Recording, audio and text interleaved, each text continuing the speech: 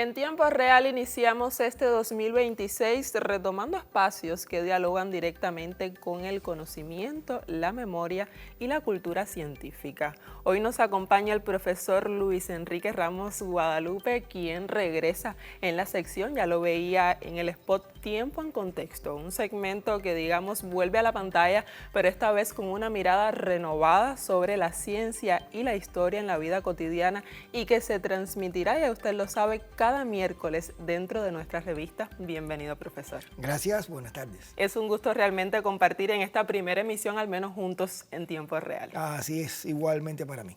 Profesor, Tiempo en Contexto es una sección que muchos televidentes, digamos que recuerdan. ¿Qué motivó su pausa y qué impulsa ahora que regrese a tiempo real? Sí, los que habitualmente sintonizan la revista recordarán que iniciamos la sección como parte de la programación de verano. Después decidimos extenderla hasta el final de la temporada ciclónica y así lo hicimos.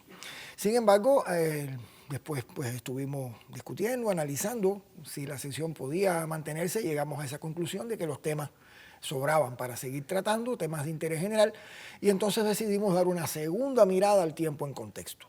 No solamente con la parte que involucra la meteorología, sino extenderla un poco también a otros entornos de la ciencia como es la astronomía, porque están muy relacionadas, muy vinculadas, aunque sean ciencias separadas desde el punto de vista metodológico y conceptual, pero tienen puntos de contacto. Y entonces por ahí decidimos extender la sección a partir de 2026. Ya usted daba como un adelanto, pero entonces en esta nueva etapa, ¿qué otros cambios pudieran decirse que trae el segmento respecto a versiones anteriores? Sí, yo me referí al contenido. En realidad hay otros temas y otros asuntos que van a ir matizando esta sección. Vamos a tener un componente mayor desde el punto de vista cultural, desde el punto de vista histórico, aunque la historia ha estado presente siempre, pero si lo requiriese algún fenómeno, algún evento, no solamente desde el punto de vista de Cuba, sino también de la esfera mundial, que amerite dedicarle un espacio, pues entonces lo haremos también de esa manera, para darle un poco de dinámica y atemperarlo un poco a lo que es la misión y objetivo del canal cubano de noticias. Así es. De alguna manera sintonizarlo por ahí. Y pudiera decirse entonces que se amplía, digamos, y que se repiensa entonces el enfoque del segmento, ¿es así? Sí, sí, sin duda, sin duda. Aunque el objetivo sigue siendo en favor de la cultura científica y de la puesta de la ciencia en el contexto, entendido como contexto social, contexto económico, político, todos los contextos, en realidad es así. Se repiensa la sección, se reformula a partir de ese tipo de conocimiento. Profesor, los temas que aborda el segmento, digamos que entrelaza ciencia, historia, cultura, ya usted lo decía, para ver, ¿verdad?, que todo, digamos que hay un lazo que los comunica. Porque es importante justamente analizarlos desde esta perspectiva contextual y no solo informativa. Porque la ciencia contemporánea es básicamente ya no interdisciplinar, sino transdisciplinar. Se sobrepasa el marco estrecho de un contenido para convertirse en algo que se conecta con otros muchos factores. La información de archivo es importante porque es la que nos da el patrimonio de la ciencia, que tratamos de poner también en contexto porque somos resultados de un devenir. Es decir, no hemos aparecido hoy espontáneamente, sino somos resultados, somos consecuencia de una historia anterior, e incluso esa historia tendría, a partir de su influencia actual, implicaciones futuras. Y es lo que tratamos de mostrar en la sección. Y dentro de las propuestas para los próximos meses aparecen eventos naturales, clima, memoria histórica y también fenómenos científicos. ¿Cómo se integran todos estos contenidos dentro de una misma sección? Sí, quizá el último término es el que debamos puntualizar. Es ver el fenómeno, pero desde la explicación de la ciencia. Fenómeno es cualquier evento que podamos considerar en nuestras vidas o en la naturaleza, pero enfocarlo desde el punto de vista de la ciencia. Esto nos regresa al diálogo inicial que habíamos sostenido.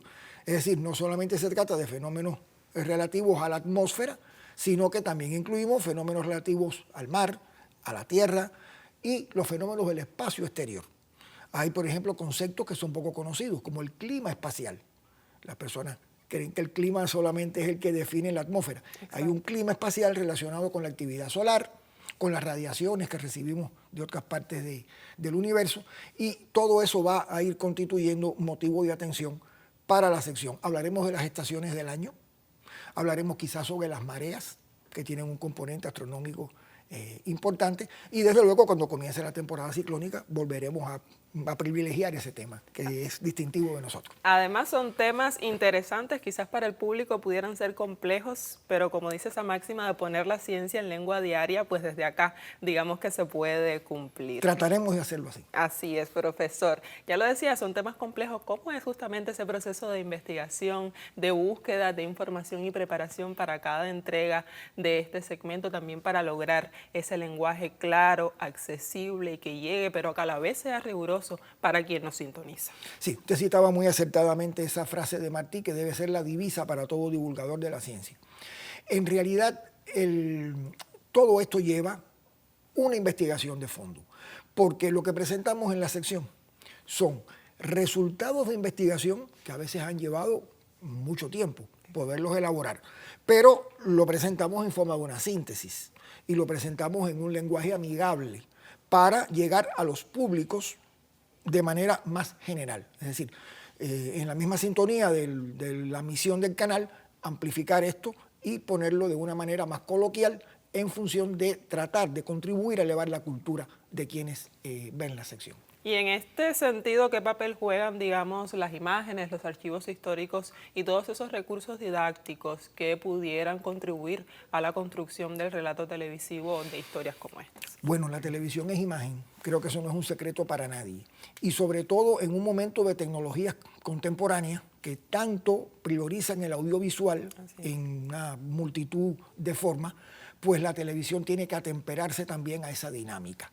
Y entonces compartiremos a partir de videos por supuesto de manera explícita lo que están planteando, y la imagen en el sentido de mostrar, como dijimos antes, o una parte del patrimonio o un fenómeno al que nos estemos refiriendo, o por ejemplo, es muy importante la dimensión espacial de los fenómenos, eso lo tenemos en los mapas.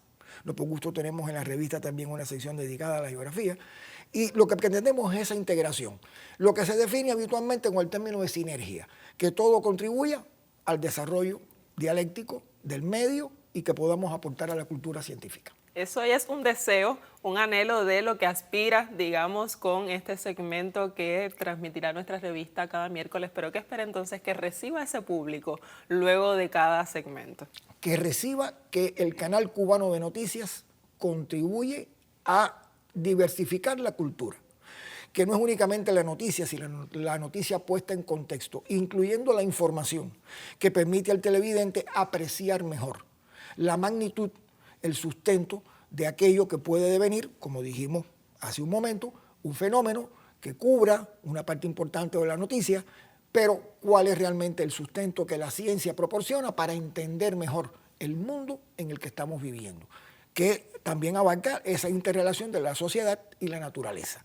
Es lo que pretendemos como gran objetivo de la sección. Pues una propuesta interesante sin dudas, que el público ya sabe puede esperar cada tarde de miércoles en nuestra revista. El regreso de Tiempo en Contexto, que apuesta sin dudas, ya lo decía el profesor Luis Enrique Ramos Guadalupe, por comprender la ciencia y la historia como partes vivas, ¿verdad?, de nuestra realidad cotidiana. Eso esperamos. Así es, cada miércoles, ya sabe, este segmento ofrecerá claves para entender fenómenos naturales, también procesos históricos y su impacto sobre todo en la vida nacional para contribuir a una cultura científica más consciente y cercana a nuestra realidad. La invitación entonces a que continúe con nuestra revista porque tenemos, ya le decía, nuevas informaciones para compartir.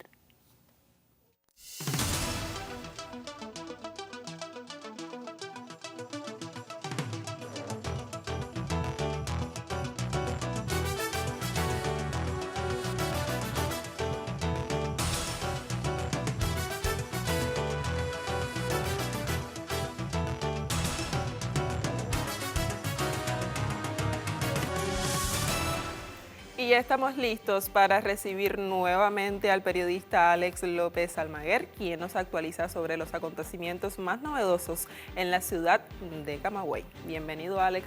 ¿Te escuchamos? El saludo reiterado para todos. En respuesta a las indicaciones del presidente de la República, Miguel Díaz-Canel Bermúdez, durante las visitas efectuadas a la provincia de Camagüey, en los 13 municipios del territorio se lleva a cabo un programa integral para recuperar las capacidades en la producción de alimentos y mejorar en otros indicadores económicos y productivos. El siguiente material nos acerca al tema. Por tradición, Camagüey constituye un referente en la ganadería a nivel nacional y mucho se hace en estas llanuras para que la provincia alcance la posición de vanguardia en la producción de leche en el país, y para lograrlo aquí se incorpora la ciencia a los procesos productivos con la introducción de un programa de manejo de la salud en los rebaños. La recuperación de tierras ociosas es objetivo esencial en los polos de Camalote, Victoria II y Vertientes y en otros territorios donde aún existen áreas sin explotar con importantes reservas. Aunque muy lejos de conseguir los resultados esperados y con una demanda actualmente de 44.000 toneladas de arroz para la canasta familiar y el consumo social, los productores de arroz en el municipio de Vertientes, Florida y Esmeralda centran sus esfuerzos para recuperar las capacidades productivas del cereal. En la etapa que concluyó la campaña 24-25 logramos terminar la siembra al 79% y al 85% las entregas. Para la campaña 2025-2026 pretendemos sembrar 22.500 hectáreas, el 60% en el arroz especializado y el 40% en el arroz popular. Camagüey debe procesar unas 14.000 toneladas de azúcar en los ingenios Carlos Manuel de Céspedes y Siboney, y para conseguir ese propósito aquí hay poco tiempo para el descanso. La provincia de Camagüey hoy asume el empleo de la energía solar como vía de uso de tecnología limpia en sustitución de combustibles fósiles para garantizar la vitalidad de los servicios básicos que recibe la población. Ahora con estos paneles solares se ha mejorado mucho el servicio, porque se pueden realizar los depósitos sin ningún tipo de dificultad, se obtiene el comprobante en el momento, se facilita el trabajo tanto para el cajero como para el cliente y el banco presta muy buen servicio. Actualmente continúa la edificación del parque fotovoltaico Ortigal, ubicado en el municipio de Florida, y se concluye el parque de la Cívica, los que próximamente deben aportar al sistema electroenergético nacional 21 megawatts. Durante la rendición de cuenta del gobierno de Camagüey ante la Asamblea Nacional del Poder Popular, se informó del cumplimiento de 226 indicadores y metas, mientras se continúa trabajando en varios frentes. Transmitirle una felicitación a nuestro pueblo, seguir trabajando en la implementación del programa de gobierno, llevarlo a cada trabajador, llevarlo a cada estructura. El programa de gobierno, reitero, no es solamente un programa para cuadros del gobierno, para estructuras de gobierno, es un programa para pueblo, es un programa de gobierno para el pueblo de Cuba, para el pueblo de Camagüey, y que podemos unirnos más en aras de salir de la actual situación económica, que estamos seguros que bajo el pensamiento y la concreción de cada una de las acciones, nosotros podamos materializar los acuerdos del 11º Pleno Comité Central del Partido y de las decisiones adoptadas en la Asamblea Nacional. El transporte, muy afectado por la falta de piezas de repuesto, se distingue por la recuperación de microbuses para restablecer rutas en comunidades rurales y la entrada de los triciclos ecológicos y las gacelas. Hoy permite una reanimación en la transportación de pasajeros en la capital agramontina. El 2025 puso a prueba la capacidad de respuesta y la profesionalidad de los trabajadores del sector de la salud en un escenario sumamente complejo debido al incremento de las arbovirosis en todas las áreas de salud. Transmitirle a todo nuestro pueblo camagüeyano, en nombre de la dirección del partido, del gobierno, de nuestras organizaciones de masa, de nuestra gloriosa Unión de Jóvenes Comunistas y de nuestras instituciones armadas, la felicitación y el reconocimiento por el advenimiento de un nuevo aniversario del triunfo de la revolución, de un nuevo año que lleva el nombre del centenario del natalicio de nuestro comandante en jefe.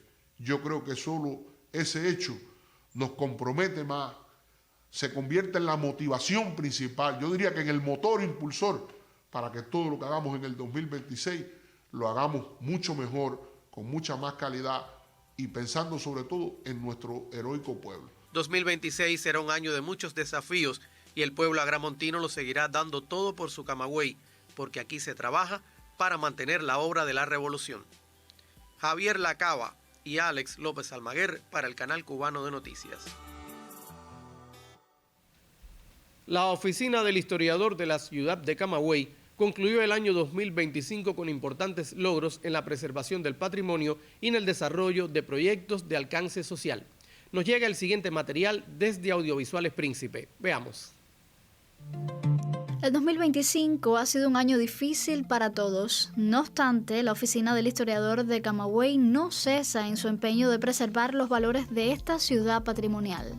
Un elemento esencial para el desarrollo de nuestra labor en beneficio social fue el cambio de matriz energética iniciado en el primer mes del año. El establecimiento de alianzas con el sector no estatal permite que hoy cuenten con energía renovable varias instituciones. Entre ellas, el edificio sede ubicado en la Plaza del Carmen, el Centro de Convenciones Santa Cecilia, la Plaza de la Revolución, el Centro de Interpretación del Patrimonio y Audiovisuales Príncipe. Entre los momentos más significativos del año destaca la visita a nuestra sede de la directora del Ballet Nacional de Cuba, Biensay Valdés, quien recibió una acogida simbólica de Camagüey. Su visita dejó una huella distintiva en nuestro colectivo. El amor por esta ciudad y su gente es nuestro motor impulsor. Así lo demuestra el proyecto Mis Manos Pueden, dedicado a preparar jóvenes con discapacidad intelectual para su participación activa en la sociedad. Este 2025 se graduaron los primeros 8, de ellos 6 ya son trabajadores de nuestro centro. Comprobar que el sueño iniciado en marzo del 2024 se ha convertido en realidad es una enorme satisfacción. Constituye al mismo tiempo un reto y un compromiso de seguir adelante con este noble propósito. Si de familias hablamos, otro de los momentos que concentra la dedicación total de la oficina del historiador es el diseño de la programación estival, pensada y ajustada a las necesidades de Camagüey y sus visitantes. La propuesta para este verano siempre joven incluyó actividades en espacios públicos, talleres y recorridos por sitios históricos, galerías de arte, museos y otros lugares de interés. Su eje común fue vincular el conocimiento de nuestros valores patrimoniales y ambientales con el sano esparcimiento. Una parte fundamental del encargo social de la oficina del historiador es velar por la preservación de su patrimonio edificado y los valores urbanísticos. Estos sustentan la condición de un segmento del centro histórico como patrimonio cultural de la humanidad. Es innegable que este aspecto se ha visto afectado por la difícil situación que atraviesa el país. Sin embargo, el esfuerzo y el talento de muchos en función de esta ciudad continúan. Así lo demuestra la realización del Plan Especial de Desarrollo Integral para la zona declarada Patrimonio Mundial por la UNESCO, el cual obtuvo en noviembre el Premio Gubbio 2025. El certamen, uno de los más prestigiosos de Europa, es convocado por la Asociación Nacional de Centros Históricos Artísticos, el Ayuntamiento de Gubbio, la Dirección General de Patrimonio, Museos y Casco Histórico de la Ciudad de Buenos Aires y la Oficina del Historiador de La Habana. El plan presentado por la Subdirección del Plan Maestro de la Oficina propone un desarrollo integral, próspero y sostenible, considera la cultura como eje fundamental y la protección del carácter general identitario del Centro Histórico de Camagüey. Con un mensaje de reconocimiento y motivación cerramos el 2025. Recibimos el nuevo año con la certeza del amor a este pedazo de tierra, a su historia, a su riqueza patrimonial y a su gente. Todos ellos hacen del Camagüey un símbolo de la identidad nacional. Desde Audiovisuales Príncipe, Chelsea Martínez, Canal Cubano de Noticias. La iglesia Sagrado Corazón de Jesús en Camagüey fue construida en el siglo XIX. Su estilo arquitectónico corresponde a la España y Europa medieval, pero en América Latina y en Europa tiene características excepcionales. Dentro del paisaje urbano de Camagüey, el retumbar de campanas de iglesia y su imponente arquitectura vislumbran horizontes sonoros y visuales. En el panorama arquitectónico religioso camagüeyano destacan 3 torres puntiagudas distinguidas a kilómetros de distancia desde diversos puntos de la ciudad. La Iglesia del Sagrado Corazón de Jesús.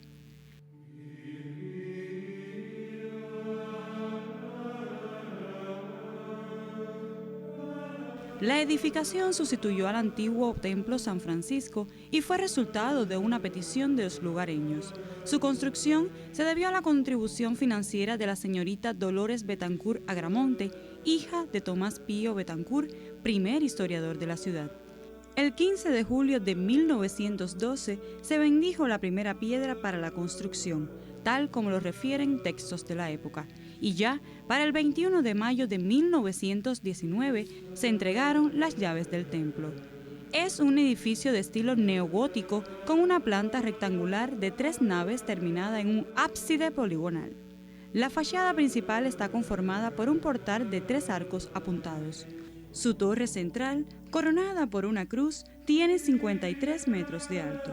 El interior está caracterizado por la tamización de la luz que producen los vitrales policromos con imágenes religiosas importados de Alemania, así como por las bóvedas de crucería, los retablos neogóticos de mármol blanco y la arcada y vanos ojivales. La iglesia del Sagrado Corazón de Jesús forma parte de la identidad de los camagüeyanos. Con un cimiento estético único, encuentra un modo de encarar la belleza en un lugar sagrado y admirable. En Camagüey, Leanny Cedeño y Aviani Herrera, Canal Cubano de Noticias. Y así hemos llegado al final de este enlace informativo desde la provincia gramontina con el Canal Cubano de Noticias. En nombre de todo el equipo que me ha acompañado aquí en los estudios centrales de Televisión Camagüey, le agradezco su sintonía y la invitación. Quede en pie para volvernos a encontrar la próxima semana al filo de las 3 de la tarde, como siempre, en tiempo real. Si usted desea conocer otras informaciones de nuestro territorio, el más extenso del país, puede visitar el sitio web www.televisioncamagüey.icrt.cu y estamos en todas las plataformas digitales. Mantenga la sintonía con la revista en tiempo real y así nos despedimos. Muy buenas tardes.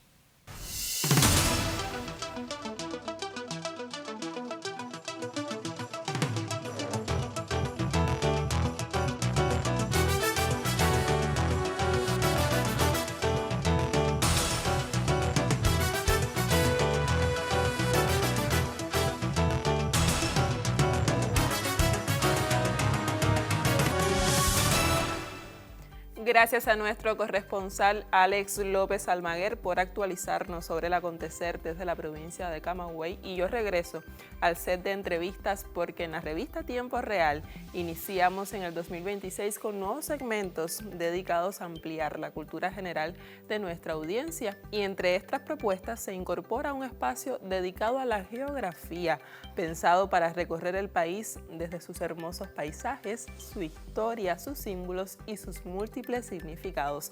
Pero para conocer en qué consiste este segmento y cuál es su valor dentro de la revista, conversamos en tiempo real con el doctor en Ciencias de la Educación, Marcos Antonio Santana Hernández. Bienvenido. Gracias, muchas gracias por la invitación. Gracias a usted por llegar hasta nuestro espacio. Profesor, yo adelantaba, tenemos un segmento nuevo en nuestra revista que se dedicará a esa rama de la ciencia tan hermosa que es la geografía. ¿En qué consiste esta propuesta y cómo surge la idea de traerla justamente a la revista Tiempo Real?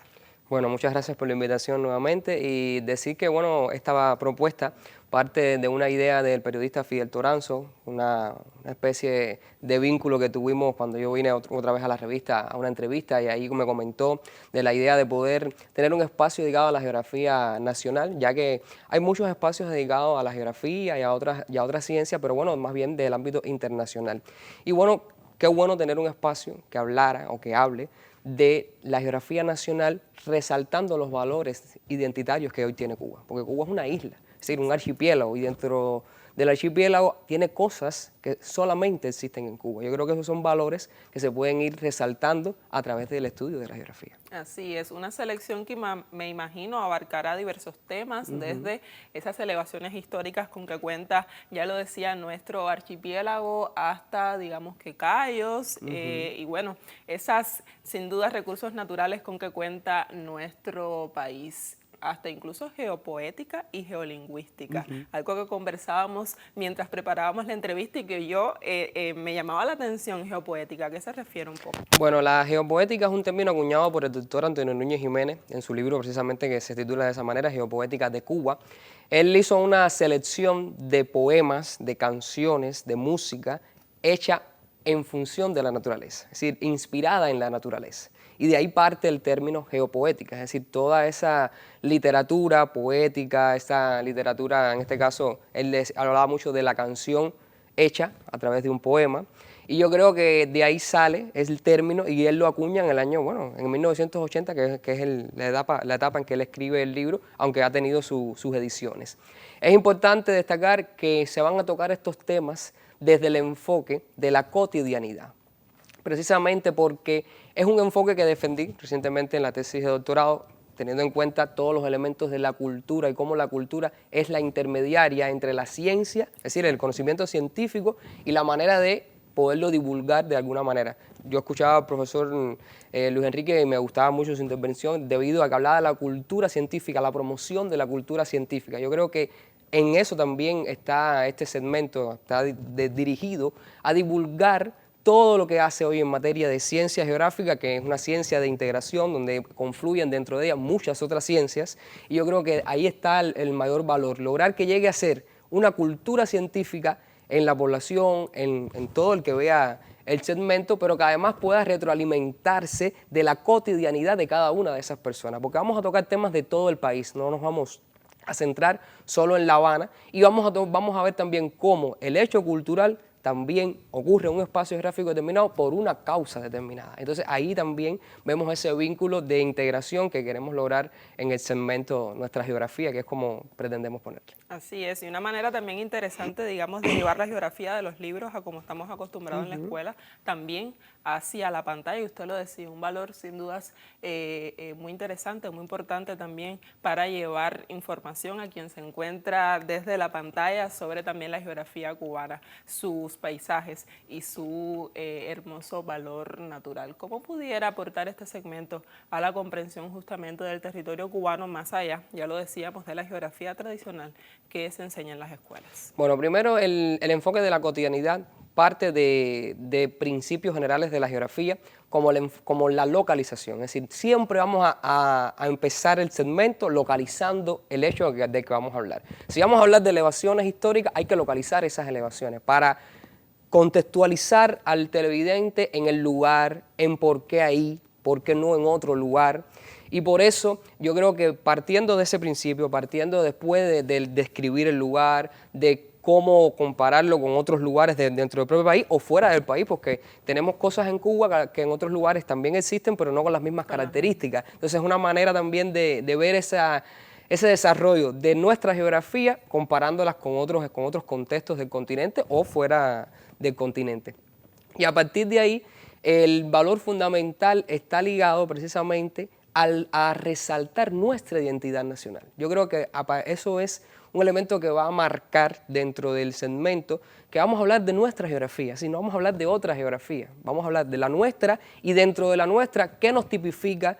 ¿Por qué podemos hacerlo de esa manera?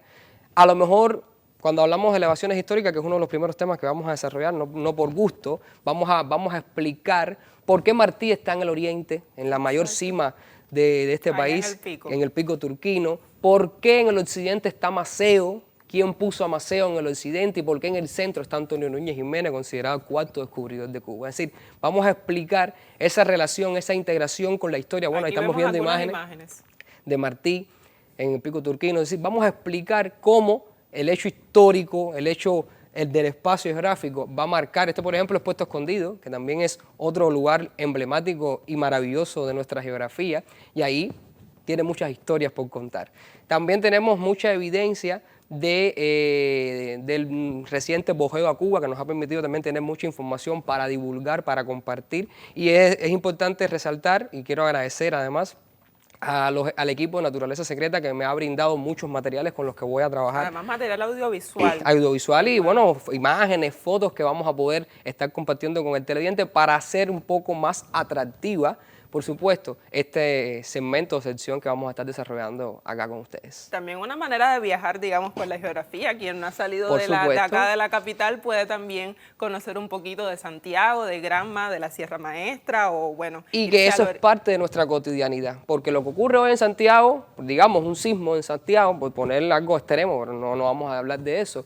Puede que el santiaguero conozca qué cosa es, pero sin embargo un habanero nunca ha vivido realmente la acción de un sismo. Yo creo que esa cotidianidad de poderla explicar desde la geografía es lo que va a lograr de que las personas conozcan más su país y se sientan más identificados con Cuba. Ok, Qué bien, profesor. Pues ya lo decía, entre los temas propone historias, leyendas, símbolos asociados a espacios geográficos y ya de alguna manera lo trataba, pero resaltar por qué es importante rescatar estas narrativas desde una mirada divulgativa, científica y ya lo vemos también desde el punto de vista audiovisual. Claro que sí. Bueno, partiendo de la propia cotidianidad, porque hay, por ejemplo, desde el punto de vista cultural se realizan en el país muchos festivales, desde el punto de vista, me refiero musical. ¿Por qué hacer la Fiesta del Fuego en Santiago? ¿Por qué el Festival de la Piña Colada en Ciego de Ávila? ¿Por qué el Festival del Chocolate con Café en Guantánamo? Es decir, es un poco también explicar cómo la influencia de la naturaleza ha hecho que los seres humanos, en este caso los cubanos, en cada uno de estos lugares tengamos costumbres típicas, elementos que nos han permitido adaptarnos a ellos para poder enfrentarlo, que era lo que te comentaba ahorita del sismo. Entonces nos ha creado siempre se habla de que el hombre transforma a la naturaleza, pero también la naturaleza transforma al hombre. Y yo creo que eso es algo que vamos a intentar también explicar desde el punto de vista geográfico, porque ya que la geografía permite integrarlo todo, y si lo hacemos desde nuestra cotidianidad, desde lo que comúnmente visitamos día a día, con lo que interactuamos día a día, yo creo que va a ser mayor comprensible, es decir, se va a comprender mejor para las personas. Y a partir de ahí, todos estos temas van a permitir de que a lo mejor cosas tan cotidianas como sería mi recorrido para ir al trabajo, cuando yo lo realice, ya lo vea con otra mirada, lo vea con otra óptica y analizando, por supuesto, a lo mejor yo subo una loma, a lo mejor no tengo que subir una loma, a lo mejor todo es todo el tiempo llano. Entonces, esa visión, esa metodología, por llamarlo de alguna forma, de observar el terreno, es la que también queremos lograr a través del segmento, que las personas comprendan de que la geografía es más que solo mapas, es más bien cotidianidad. Así es, una propuesta para descubrir y redescubrir Cuba. Exactamente. Sin dudas, desde la geografía. Un nuevo segmento que ya lo decía el profesor, se propone acercar el conocimiento del territorio cubano desde una mirada, ya usted lo ve, amplia, cultural y muy sensible, invitando también a la audiencia a comprender mejor este país que habitamos y sus valores e historias que lo conforman. Una propuesta interesante. Yo creo que no me la pierdo, la invitación también a que usted la sintonice desde nuestra revista. Muchas gracias por acompañarnos y le invito a que continúe junto a nosotros porque hacemos una breve pausa y continuamos en tiempo real.